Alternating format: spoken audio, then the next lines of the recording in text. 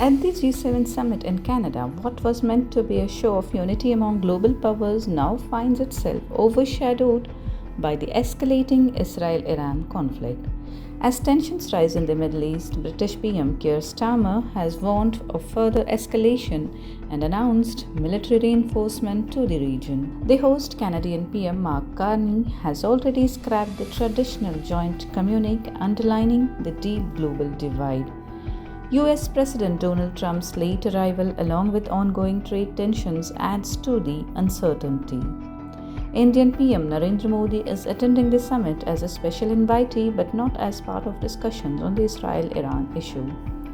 Before heading to Canada, Modi made a historic stop in Cyprus, the first visit by an Indian Prime Minister in over 2 decades, where he was personally welcomed by President Nikos Christodoulides.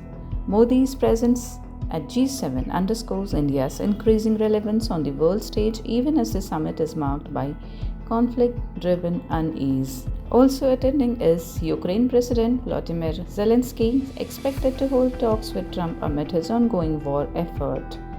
As world leaders navigate diplomacy in tense times, the Israel-Iran conflict remains the backdrop to every conversation, even those not directly about it.